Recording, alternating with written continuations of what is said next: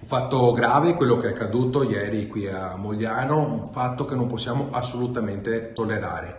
Chiederò appuntamento al prefetto per capire assieme quello che si può fare e per vedere se ci sono gli estremi per istituire una zona rossa. Non usa mezzi termini il sindaco di Mogliano, che presto andrà dal prefetto. L'aggressione finita nel sangue ha scosso l'intera comunità.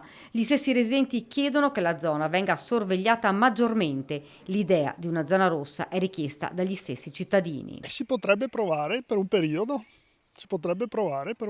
sì, vedere come funziona. Certo che può servire. Noi abbiamo il terrore, io non esco mai a buttare giù le immondizie, non so, a una certa ora, perché comunque sono tutti là distesi.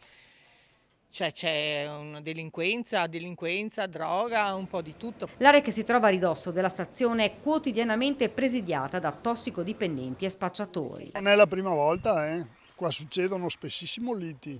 E questa zona qua va recintata, come hanno fatto a Treviso, va messa anche là una recinzione perché sennò diventano dei covi dove fare queste trattative fra sti personaggi, insomma. Per droga.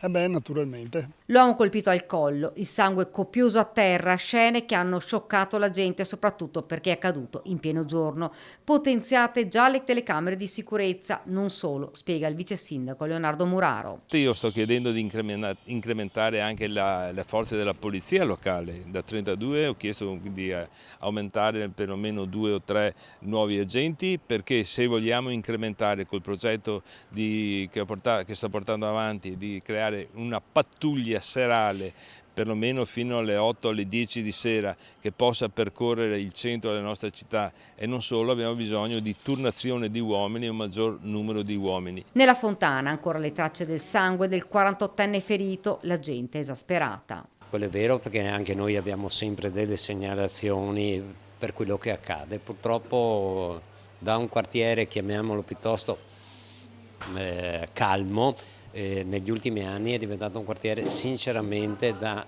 aver paura, soprattutto in certe ore. Ci vuole in quella zona, ci spiega il consigliere del quartiere Ovest, un presidio fisso di forze dell'ordine. La situazione è ormai insostenibile.